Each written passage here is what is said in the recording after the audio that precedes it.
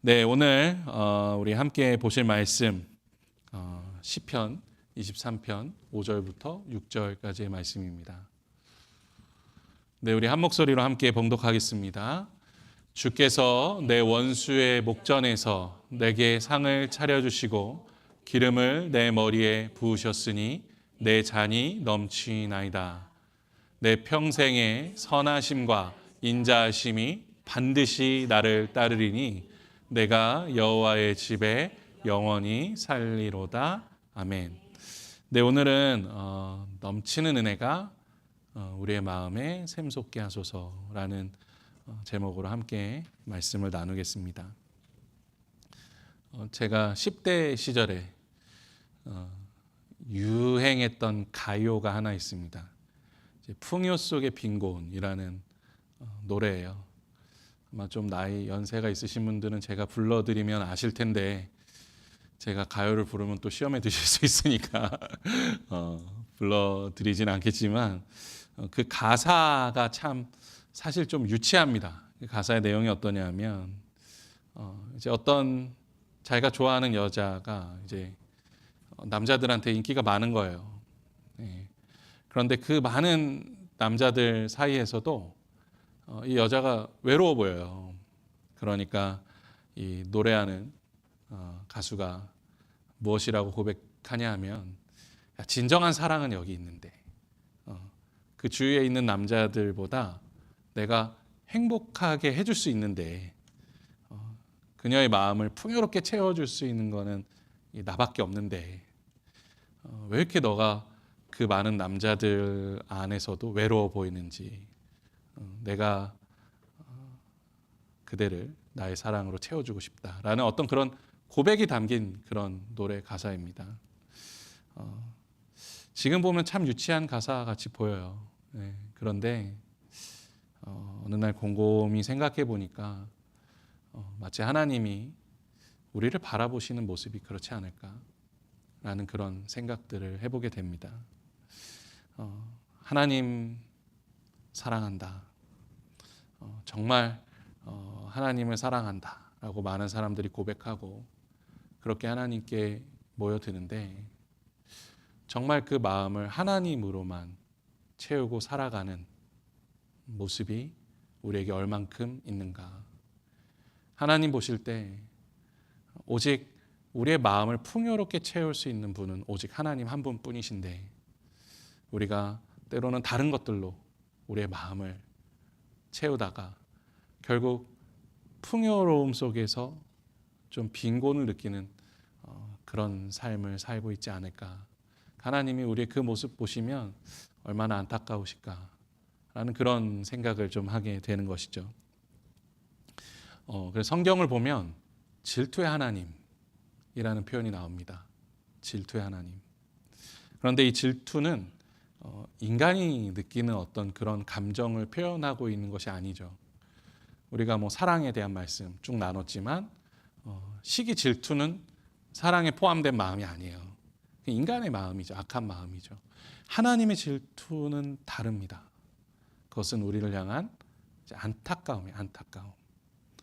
그러니까 오직 하나님만이 우리를 풍요롭게 하시고 오직 하나님만이 우리를 행복하게 만들어 주실 수 있는데, 우리는 어때요? 자꾸만 다른 것으로만 채우려고 하는 거죠. 우리가 오늘 함께 고백한 찬양 뭡니까? 우상이 되는 거예요. 우상. 우리가 하나님보다 더 사랑하는 것, 우리가 하나님보다 더 좋아하는 것, 우리가 하나님보다 더 많은 것으로 채우고자 하는 것, 그것들이 다 우리의 우상이 되어 버리는 것이죠. 그것들이 우리 안에 들어오면 그 모든 것들은 영원한 것이 아니기 때문에 우리 마음 안에서 어떻게 됩니까? 썩어요. 부패하게 되는 겁니다. 그래서 자꾸만 악한 것들이 우리 삶 속에 드러나게 되는 것이죠. 뭔가 풍요로운 것 같은데, 내 마음에 무엇인가 많이 가득 차 있는 것 같은데, 결국은 그 모든 것들이 썩어서 우리를 더 병들게 만드는 거죠. 죄악 가운데 살아가게 만드는 것입니다. 한 유명한 일본인 작가가 마음이라는 소설을 썼는데, 그 소설의 주인공이 한 학생을 불러서 이런 이야기를 합니다. 학생, 나는 부자야. 권력도 있고 명예도 있어. 그리고 내 주위에 나를 존경하는 사람들도 너무 많아. 하지만 내가 정말 믿는 사람은 단 한 사람도 없어. 그 사람들의 마음속에 나에게 왜 다가오는지, 어떤 목적을 가지고 찾아오는지 그 모습들이 너무나 보여서 그 사람들로는 내 마음이 도저히 채워지지가 않아. 돈으로도 안 되고 권력으로도 안 되고 명예로도 내 마음이 채워지지가 않아. 내 꿈이 무엇인지 아나? 내 꿈은 평생에 한 사람, 정말 믿을 만한 사람을 만나는 거야. 라고 그렇게 고백하는 한 소설의 이야기가 있습니다. 제가 이 소설 보면서 기독교의 관점으로 볼 때 이 소설의 주인공이 가지고 있는 가장 큰 문제는 뭡니까? 결국은 다른 것으로만 채우려고 하는 마음이죠. 예. 하나님이 아닌 사람으로부터 또 세상의 무엇인가로부터 채우고자 한다면 결코 그 마음은 채워질 수가 없다는 겁니다. 예. 그래서 성경에서 우리 그리스도인들에게 가장 강조하고 있는 것이 무엇입니까? 가장 강조하고 있는 것 중에 하나는 우리의 마음의 상태입니다. 마음의 상태. 인간의 온갖 더럽고 추악하고 썩어가는 것들, 그것들이 우리 마음에 자리 잡아서 부패하게 두지 말아라. 부패하게 두지 말아라. 성경은 끊임없이 그 이야기를 합니다. 우리를 너무나 사랑하셨던 예수님도 우리에게 이렇게 말씀하셨죠. 하나님의 말씀을 이용해서 이렇게 말씀하셨습니다. 마태복음 15장 8절에 나오죠. 이 백성이 입술로는 나를 공경하되 마음은 내게서 멀도다. 그러니까 입술로 하나님 찬양한다고 해서 그 마음이 다 하나님으로 채워져 있는 것도 아니라는 거예요. 그 안에는 이미 다른 것들이 많이 채워져 있지만 입술로는 하나님을 찬양하고 있는 것이죠. 또 탄식하시면서 예수님께서 이런 말씀하셨습니다. 마음에서 나오는 것은 악한 생각과 살인과 간음과 음란과 도둑질과 거짓 증언과 비방이니. 이것은 물론 그 자리에 모여있는 바리새인들을 향해서 하신 말씀이지만 이것이 바리새인들만 가지고 있는 마음이겠습니까? 그렇지 않다는 것이죠.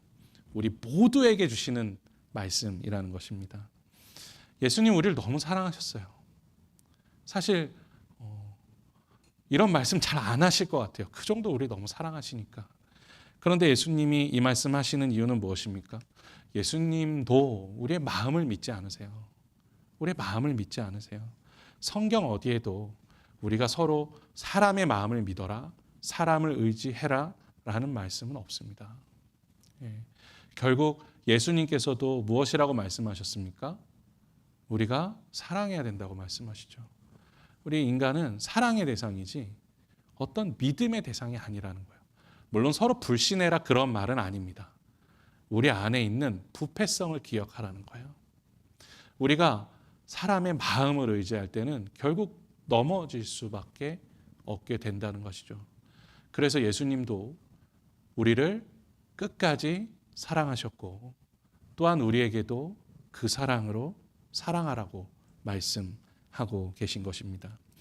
우리는 전도서의 말씀을 기억해야 됩니다. 전도서 9장 3절에 이렇게 말씀합니다. 모든 사람의 결국은 일반이라.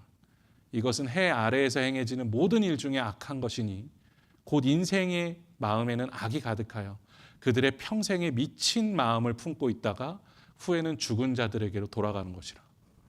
예, 성경이 굉장히 스트릭하고 무겁게 이야기할 때가 있어요. 예, 우리의 마음이 평생에요. 미친 마음을 품고 있대요. 미친 마음. 네, 정신병자 같은 마음. 자기 자신도 이해할 수 없는 마음을 품고 살아간대요. 예, 이것은 해 아래 행해지는 모든 일 중에 악한 것이라는 거예요. 그런데 중요한 것은 이 말씀의 핵심 포인트는 무엇이냐 하면 모든 사람의 결국은 일반이라는 거예요. 그러니까 다 같다라는 겁니다. 어떤 사람은 뭐 정말 착하고 어떤 사람은 정말 악하고 그런 기준이 하나님 안에서는 없다는 거예요. 그런 기준이 하나님 안에서는 없다는 것입니다. 악한 사람이든 선한 사람이든 우리가 생각하는 기준으로는 결국 종이 한 장 차이라는 거예요. 종이 한 장 차이. 예.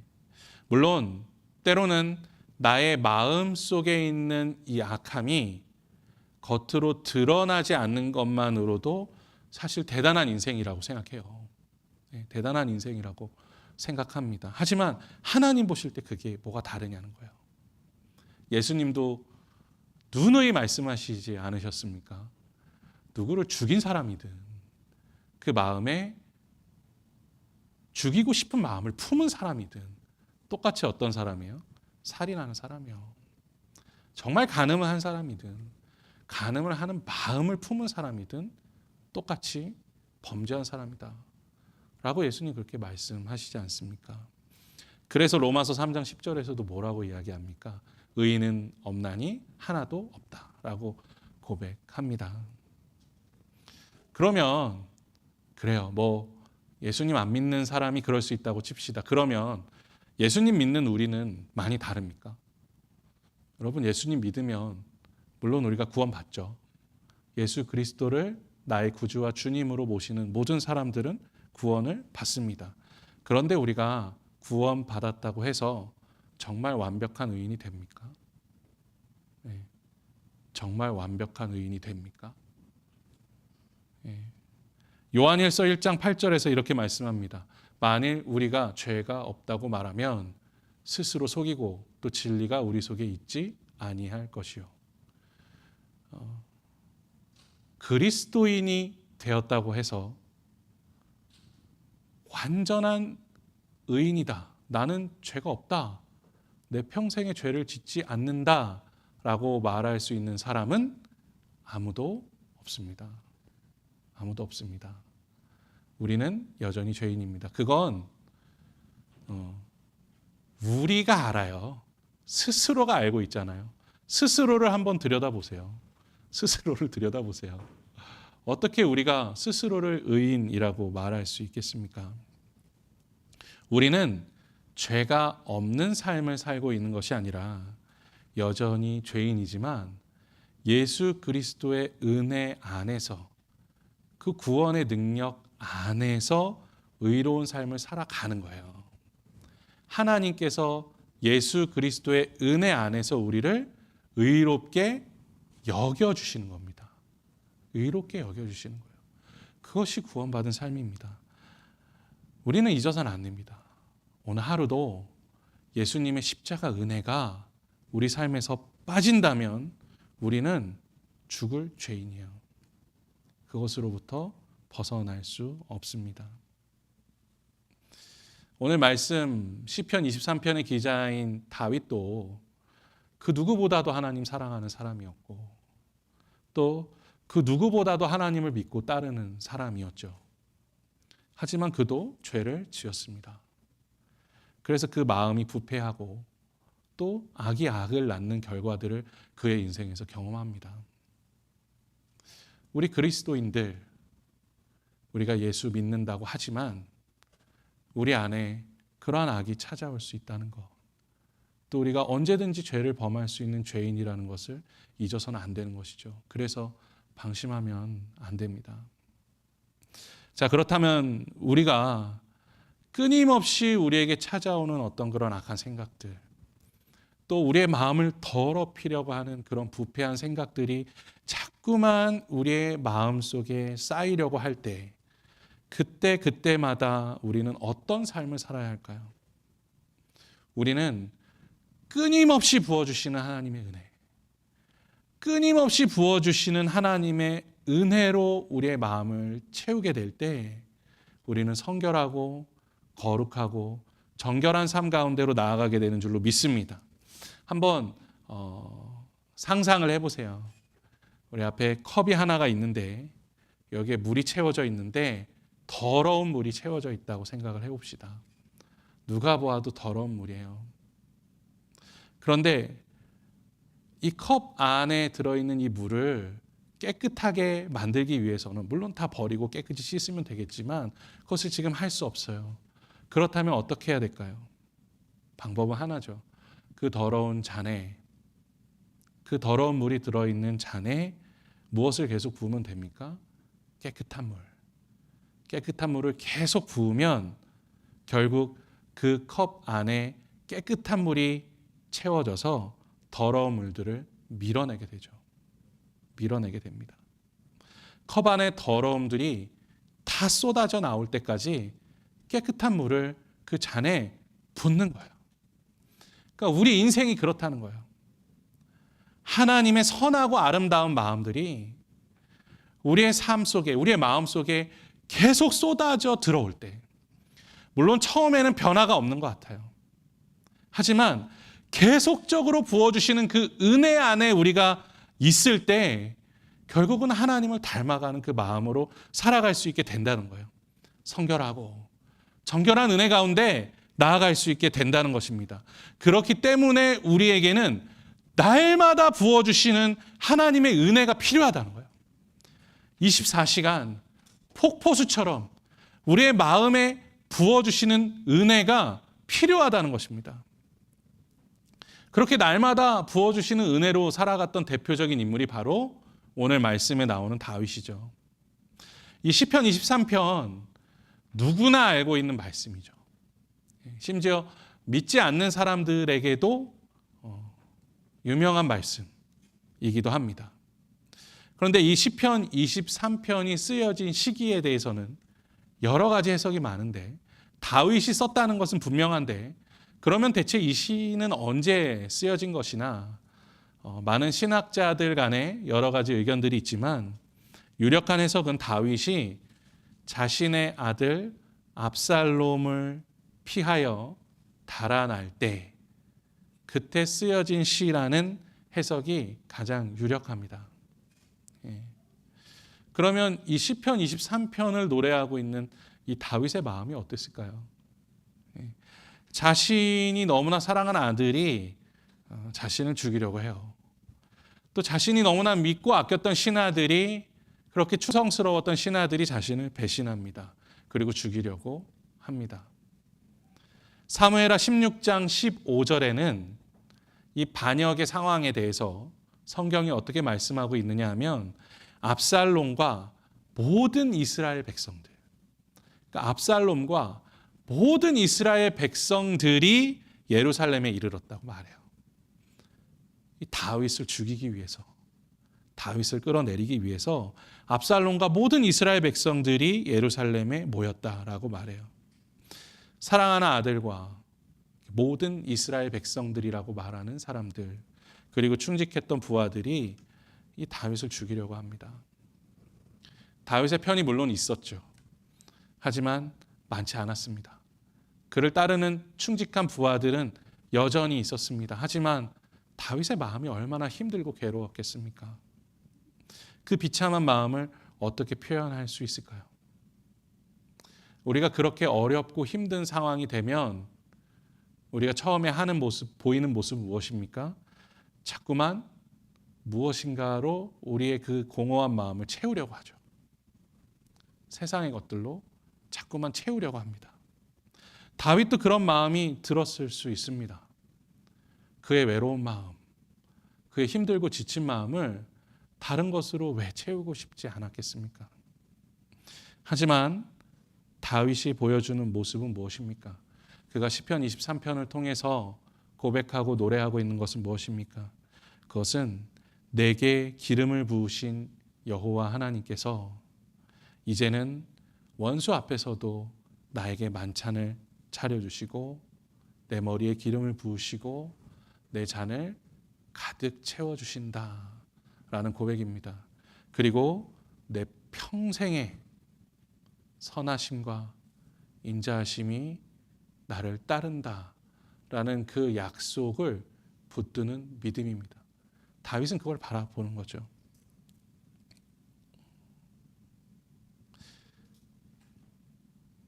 다윗이 이 6절 말씀을 고백하고 있는데 내 평생의 선하심과 인자하심이 반드시 나를 따른다 라는 이 고백을 하고 있는데, 사실 이 6절의 말씀 나를 따른다 라는 이 고백은 그렇게 낭만적인 표현이 아니에요.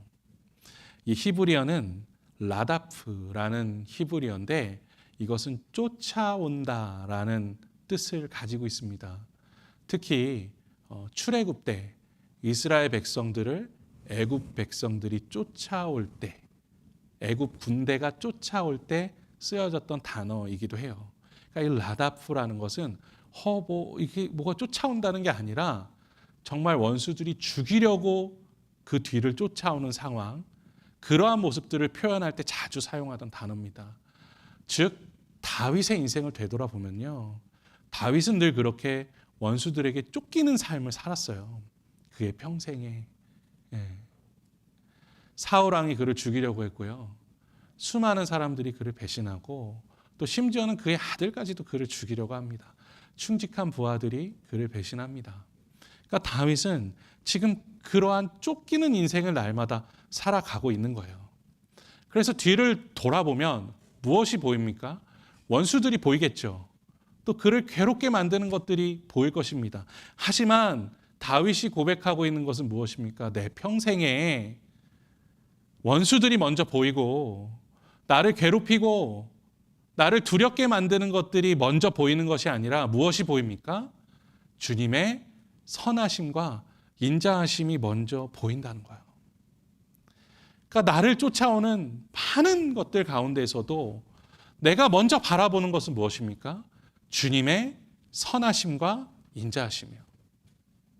주님의 선하심과 인자하심. 주님의 선하심으로 표현된 히브리어는 여러분들이 잘 알고 계신 말씀 중에 하나입니다. 보시기에 심히 좋았더라 라고 하실 때 하셨던 말씀, 바로 토브입니다. 토브. 그러니까 하나님의 나를 위해서 가장 좋게 예비하신 것이 내 눈앞에 있다는 거예요. 지금 저 원수들이 나를 쫓아오고 나를 두렵고 힘들게 만드는 것들이 나를 잡으려고 쫓아오지만 나는 무엇을 바라봅니까? 나에게 가장 좋은 것을 주시는 하나님을 바라보는 겁니다. 또 인자하심은 무엇입니까? 그것은 헤세드입니다. 헤세드. 헤세드. 이 토브와 헤세드. 가장 큰 은혜와 긍휼을 뜻하는 이 헤세드. 힘들고 어려운 일들이 나에게 몰려와도 나에게 가장 먼저 보이는 것은 무엇이에요? 주님의 큰 은혜예요. 헤세드입니다. 그것이 다윗의 인생이라는 것이죠. 우리도 그러한 인생을 살아가야 하는 줄로 믿습니다. 때로는 우리의 삶을 살아가면서 너무나 어렵고 힘든 일들이 찾아올 때가 있습니다. 또 우리의 마음을 악하게 만드는 그러한 마음들이 우리에게 찾아올 때도 있습니다. 하지만 우리가 그럴 때마다 바라봐야 하는 것은 무엇입니까? 토브예요. 하나님의 토브. 우리에게 가장 좋은 것을 주시는 하나님. 또 헤세드입니다. 우리에게 가장 큰 은혜를 주시는 하나님. 우리가 그 언약을 바라볼 때, 그 약속을 바라볼 때 우리의 삶 가운데 하나님의 은혜가 찾아오게 되는 것이죠. 바로 우리 주 예수 그리스도의 십자가 은혜가 우리 안에 있습니다. 우리가 바라보아야 할 언약이 항상 우리와 함께합니다. 예수님께서 내가 곧 길이요 진리요 생명이라고 말씀하셨습니다. 오직 예수님만이 우리의 정답이 되신다고 말씀하셨습니다. 요한복음 4장에 사마리아 여인이 예수님과 대화를 나눌 때 예수님께서 이 사마리아 여인에게 하시는 말씀이 있죠. 내가 주는 물을 마시는 자는 영원히 목마르지 아니할 것이다. 내가 주는 물은 그 속에서 영생하도록 솟아나는 샘물이 되리라 말씀해 주셨습니다. 이 약속의 말씀을 우리가 믿는다면 예수님을 영접한 우리의 삶에는 영생하도록 솟아나는 영적인 샘물, 그 은혜가 항상 차고 넘치게 될 줄로 믿습니다. 우리의 인생이 혼란스럽고 때로는 복잡하고 우리의 마음을 더럽히기 위해서 찾아올 때 우리의 마음이 더러워질 때도 있어요. 부패할 때도 있습니다.